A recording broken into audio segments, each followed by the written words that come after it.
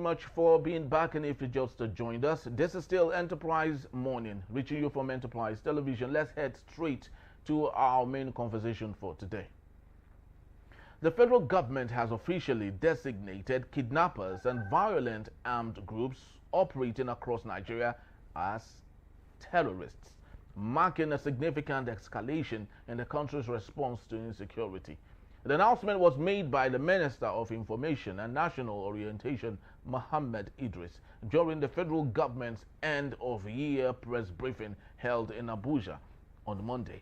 Idris explained that the new classification represents a clear shift from treating mass abductions, attacks on farmers, and rural violence as ordinary criminal acts. Under the new policy, such offenders will now be confronted with full counterterrorism measures. He stated that any individual or group involved in kidnapping, attacks on communities, or act of terror would henceforth be treated as terrorists without exception. According to the minister, the decision ends year of what he described as a vague or ambiguous labeling of violent groups operating across the country. He noted that the move will strengthen intelligence gathering, enhance information sharing, and improve coordination among security agencies, allowing for faster and more decisive operations against perpetrators. Idris also addressed Nigeria's recent diplomatic tension with the United States following comments by the U.S. President. Thank you so very much for being back, Mr. Iko John Nicholas. He is the National Coordinator Food and Farmers' Rights Campaign and equally a member of the Democratic Socialist Movement. Thank you so very much for being back and hanging on.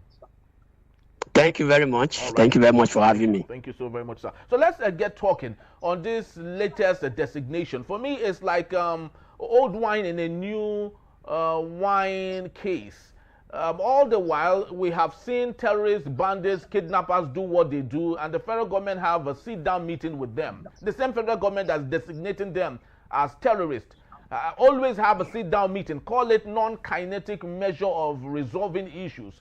So does it really make any sense that they are designating these bandits as terrorists when we all know it's mere semantics?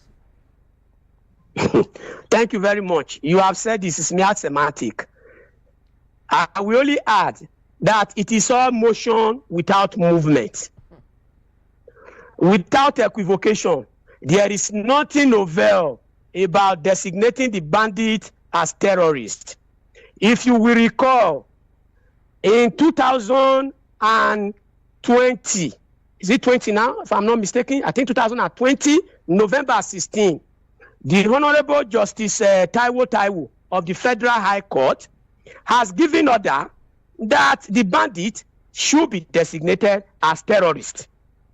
And the federal government the following year, that should be on 5th January, either 5th or 6th January 2021, under President Buhari, former President Buhari, formally designated the bandit as terrorist.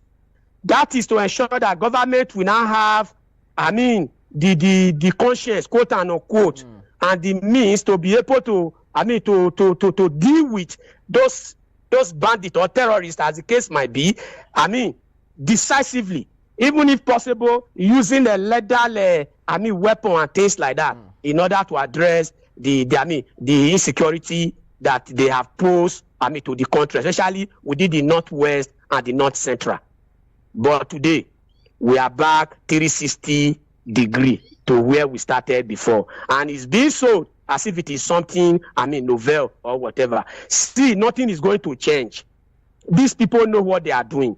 The underground economy of insecurity has become a very huge racket among the ruling elites and their security personnel and the private collaborators through contract awarding of contracts and things like that. The budget that the President Tinubu has just presented to the National Assembly, you will recall that it is the security that has the lion chunk of that budget. And that is to tell you how much, security has been costing, this nation. And yet, with that huge investment, quote and unquote, in security, nothing has absolutely changed. The security has heightened. The bandits have become bolder. I mean, they have become more destructive. They have, in fact, they have become a monster. And yet, as you have said, what does the government do? They tell us that they want to use the non-kinetic approach by dining and whining with those bandits or security or terrorists, now as the case might be, with the hope that will make them, more amenable, or that will make them to repent. And once that is done again, what do? They go back to do what they are doing. And when they kidnap, as they have been doing, what does the government do? Government go and negotiate with them. And they pay ransom. And yet, they lie to the mass of Nigerians that no ransom was paid and things like that. It's not that this government official, this politician, they don't know where these guys are now. They know where they are. In fact, some of them, most of those bandits are being lionized by section of the ruling elite that they are freedom fighters and that they should be negotiated with. And that is why we have insisted, look, it's not about nomenclature change. If you change the nomenclature 100 times and you don't address the root cause of insecurity, nothing is going to change. Bad governance, poverty, absence of social amenity, joblessness, just name them. These are the drivers of insecurity. The North, especially the Northwest, out of the 10 Northwest states, out of the 10 states in Nigeria, the Northwest, the five of them from the Northwest are the poorest. Not just only that, in all indices of human development or whatever, the Northwest, the government of Northwest come last. So in that kind of settings, why with banditry, kidnapping, and this insecurity we are experiencing now, why will it not flourish? And that is why we are saying, as socialists, that the only way to be able to address this insecurity issue unbiasedly, without partiality, is to make sure that there is what we call a non-sectarian, non-religious, non-ethnic community defense system that are democratically managed by the community themselves. And when necessary, such a community defense committee should be armed to be able to repel the menaces of these bandits. Yes, that is the only way we can get out of this quagmire we are experiencing now. The another thing is this. Sir. Can we say that is different from the forest guards that the president and his team wants to bring on board? No, they are two different things, sir. They are two different things, sir. So what's the forest guards, sir. Is this the first? We used to have the forest guard of old now, don't we? They disbanded it, or if they don't disband it, they made it non-functional. So the forest guard the government is proposing is not going to be different from the security they are having now. At the end of the day, it will still become a conduit for siphoning our collective wealth. They are quite different. What we are asking is a non-sectarian, non-religious, non-ethnic, community defense system that are democratically managed and controlled by the community themselves. So they report to the community, and they will not do otherwise. They will not be unilateral. They will not be unilateral in their action. So they must be controlled by the community, by various communities. And all those defense systems should be linked together to have a command in every state and things like that, to be able to address this issue. Then the other issue that is the driver of this banditry, as we know, is the resource conflicts. Land and resources. Fodders for cattle and water. What effort has the government made to ensure that all these material forces that are giving rise to this banditry or terrorism has been addressed? But how about you don't hear them talk about ranching anymore now. Yes, you have not heard them talk about building farm settlement or reclaiming the old one and developing it, ensuring that social amenities are put there, schools, health, and everything, so that those nomadic farmers can be settled. Nobody is talking of that. And what they are doing, they are only addressing the symptoms without attacking the disease itself. And what will happen? It will just be intermittent. When they make noise, they negotiate, those guys will go and sempen, they will cool down. After some time again, they come out blazing, or gone out blazing, apology to Trump, and begin to terrorize the community. As long as the government does not do the needful, and that is addressing the material cause of this banditry and linking it up with investment, massive investment in housing, in education, in water, just in agriculture, name all of them. Sir, nothing is going to change. After some time again, we'll go back to where we started. Yes, I'm so excited, that at least you are someone with a deep knowledge in some of these things, especially as the National Coordinator of Food and Farmers' Rights Campaign, that is the FFRC. Now, this designation of bandits and kidnappers as terrorists, one of the key areas that is most affected is food production in Nigeria. Nigeria has so much deficit of food right now as we speak.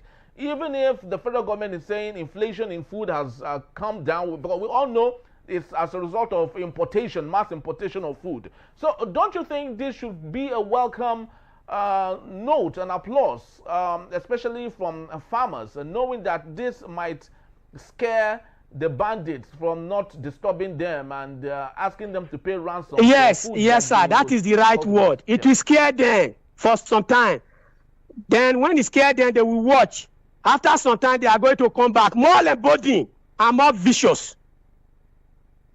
Food might seem to be available, quote and unquote, or the price might seem to be cheap.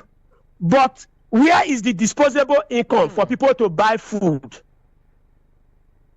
People cannot buy food. Sir, I am a fish farmer. As I speak to you now, in Ijebu-Ode, where I ply my trade of fish farming, the fish farmers in Ijebu-Ode here presently are lamenting. They are reading the book of lamentation, resulting from glut of unsold fish, catfish. And yet, the government is not doing anything. And it's not because people don't want to eat fish, but they don't have access to it financially. Wow. What does it take a government that is serious? A government that says it wants to address food security. A government that says it wants a healthy citizen or citizenry through balanced diet, balanced ration. A government that wants to address, acute and pervasive malnutrition in Nigeria, especially in the north. What is such a government supposed to do? One would have expected such government should invest massively in agriculture, especially in area of perishable products. Like this fish industry now, what does it take a government to embark on mass construction of cold chain facilities? What does it take the government to invest in food banks, mop up all those products, store them, and begin to sell it to the masses at a subsidized price with the aim of addressing the food need of the mass of the people? But they will not. They are importing. And you know why they import, sir? They are importing because it's cheaper. They make more profit when you import by merely giving out import license. And sometimes, regardless of what they tell us that is duty free, they still collect duty on some of those products. They make more profit from it rather than sitting down, planning, and investing in value chain addition. Today, Nigeria still imports, tomato paste. Notwithstanding the fact that Nigeria literally flowed with tomato production. Nigeria still import fish. Is it the Titus, the Mokre, the one we call Mala and things like that? And yet, Nigeria is blessed with vast ocean of water, both brackish, salty, and otherwise. And yet, we are still importing fish.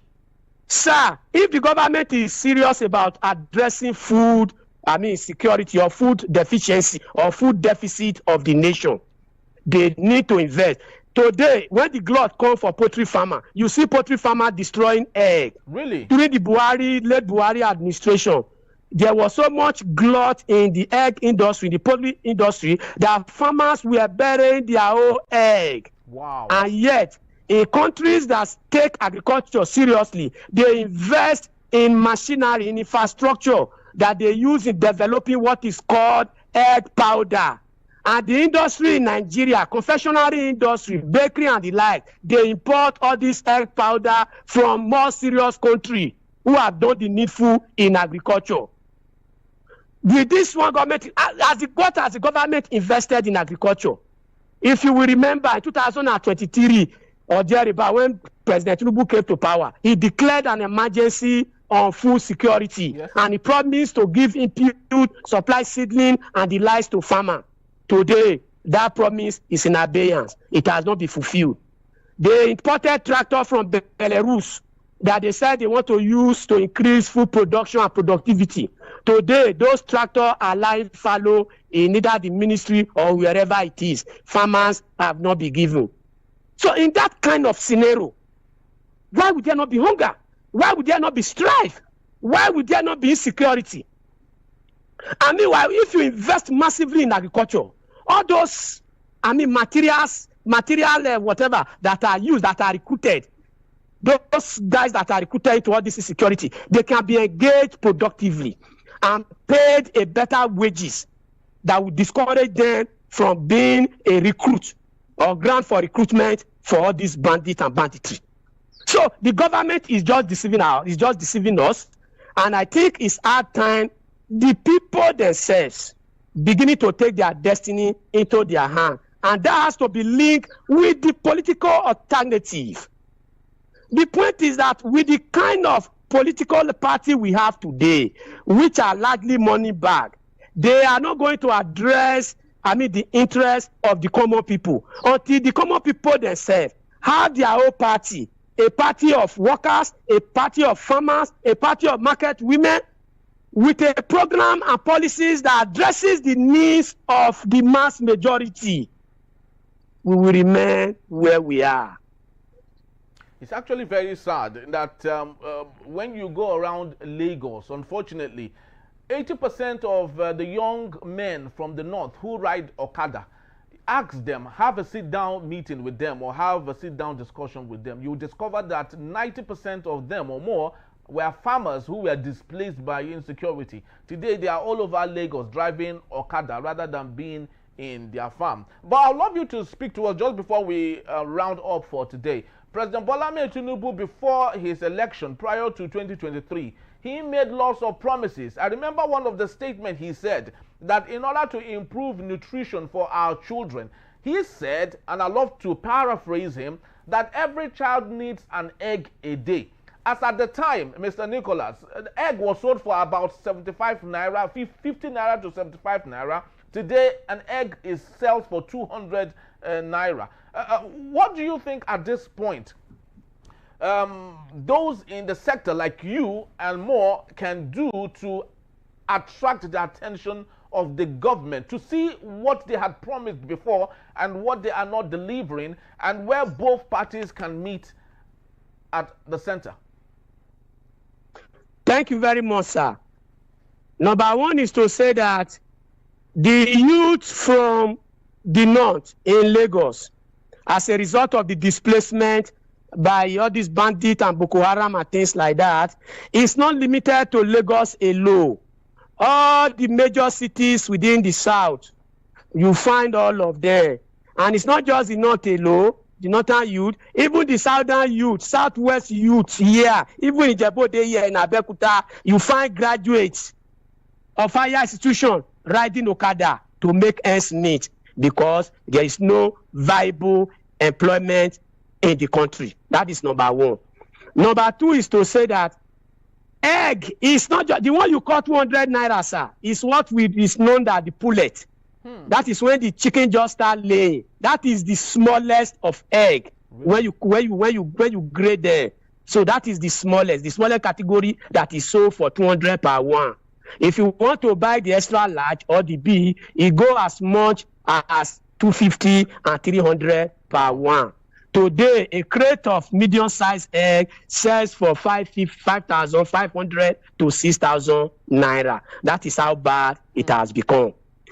That's number one. Number two is that during the administration of late President Buhari, there is what is known as the school feeding scheme, where the children were fed, even though the food was nothing to write home about. Of course, there was semblance of feeding the children. But today, that scheme is no longer running. And just like what you said, President Bola Ahmed Tinubu promised, it has always been promise upon promise without actualization or without fulfilling it.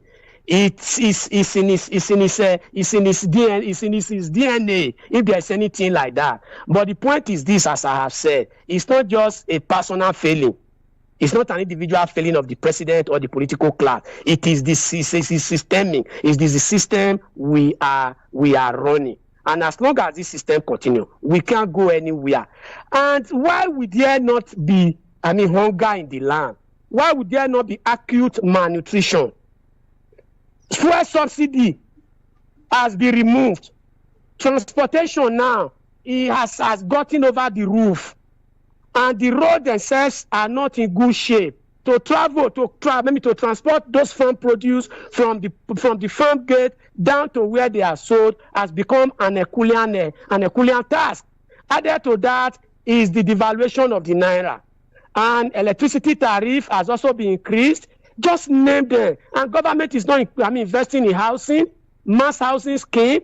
Today now, rent for houses has gone up. People are being milked everywhere, not just in the city, even in the town and villages where you usually have free accommodation before. That is no longer, available. And that is because of the anti-poor policies of the government. Sir, these things we are talking are not rocket science. To develop society is not as difficult as this element make it seems. No. What does it take? Awolowo and Co. did this thing before now, and they have limited resources. But because of the world relation, we had an alternative system, which is socialism, as represented by the USSR at that time, and the capitalist system as represented by the West, the US and Britain. And they discovered that socialism was encroaching to other countries, contesting with capitalist menace and anarchy. They were forced to begin to develop society. They begin to invest in education. They begin to invest in health. They begin to invest in public water. They invested in housing. All these things they are not mere theory. They are not mere sloganeering. We see them. They are visible. They are concrete evidence of the past glorious era. But this present crop of leadership you have today, they are just not interested in the needs of the mass majority, and that in itself is not so accidental. Of course, as a result of the contradictions of what happens in the USSR under Joseph Stalin, and the eventual demise of that system in the USSR and the balkanization of the USSR itself, there was a mass campaign, there was a mass blackmail by the Western media against socialism. And people are beginning to be suspicious of socialism, or not just socialism, of the deformed worker state as represented by the USSR of that era. And that it was at the beginning of that. People like Fukuyama, the social commentator Fukuyama and writer, says that end of history, that socialism has collapsed, which was not the case. Today now, we have practiced capitalism for so many decades now, and people are beginning to see that capitalism does not hold the solution to humanity, and that capitalism is rife with crises, and that capitalism is either barbarism, as we are having it now, or we have socialism and the liberation of humanity, where society is run on the basis of equity, on the basis of need, and on the basis of ensuring that every human have a semblance of life that befits a human being. It's actually interesting, to have this conversation with you. I just sincerely hoped that we had enough time to do some more, discussion. But for the want of time, we just have to leave it at this point. Thank you so very much, Mr. John Nicholas, for being here. We truly do appreciate you. I personally enjoyed our conversation for today. Thank you as always. I just hope that your schedule is not that tight enough that possibly when we call you any other time, hopefully you would find the time to help us. I will always be available, sir. It's a pleasure having me, and very, very grateful to your media house. For finding it proper to invite us to to also share our thoughts. On issues as it affects the country. Thank you so very much. So that was John Nicholas. Thank you very much. National Coordinator of Food and Farmers' Rights Campaign, and equally the Coordinator Campaign for Democratic and Workers' Rights, Ogun State Chapter, and a NEC member of the Democratic Socialist Movement, DSM. And that's about the time we have for today. We'd love to say thank you so very much for being here. Wherever you have watched, you've streamed from around the world, we'd love to say thank you so very much for making the picture complete. But please do well to visit us. You can read up on everything we've talked about with Mr. Nicholas when you visit us at enterprisetvnews.com. You may equally rewatch, download, and share to friends and your folks everything we've talked about, if you may, when you visit us at Enterprise TV7. I am Henry Igwebike. Have yourself a splendid day. God bless Nigeria. God bless you. And I'll see you on another episode. Bye-bye from me.